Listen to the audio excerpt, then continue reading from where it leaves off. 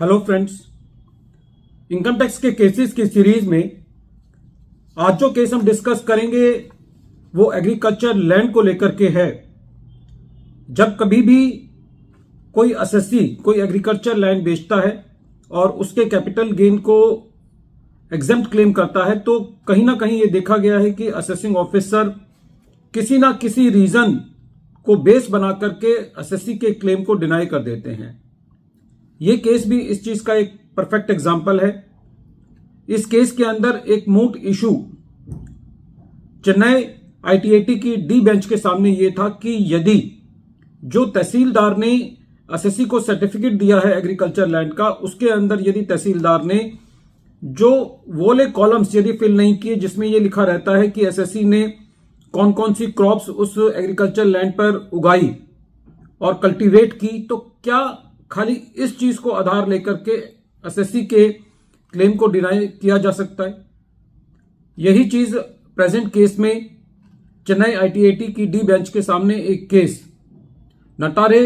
Ramaiah versus income tax officer international taxation के case में सामने आई और यह case 115 ITR tribunal short notes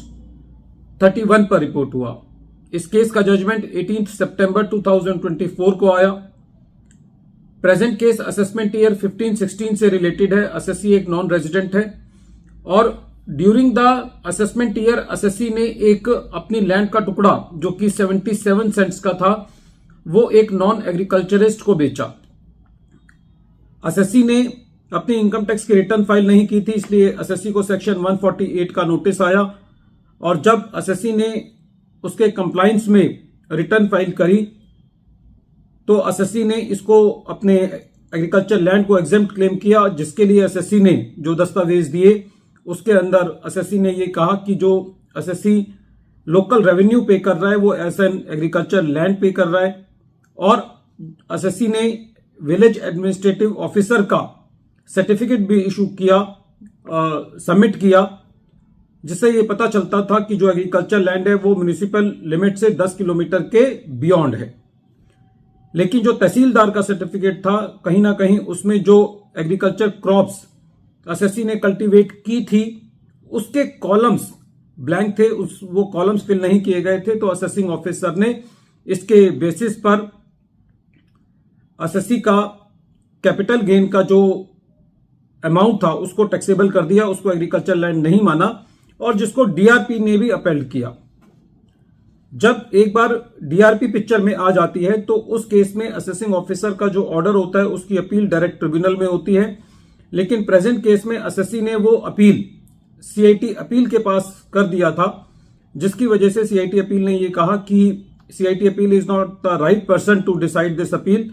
और असेसी को ये कहा कि आप अपनी अपील जो है ट्रिब्यूनल में फाइल करें। जब असेसी ने ये अपील ट्रिब्यूनल में फाइल करी और ट्रिब्यूनल ने ये मैटर सुना तो ट्रिब्यूनल का प्रेजेंट केस में ये कहना था कि जो असेसी है उसने जो लोकल रेवेन्यू पे किया है प्रेजेंट केस में वो एज ए एग्रीकल्चर लैंड किया है और असेसी ने प्रॉपर डॉक्यूमेंटेशन पूरी की है, जिससे ये पता चलता है कि जो विलेज एडमिनिस्ट्रेटिव ऑफिसर है उसने भी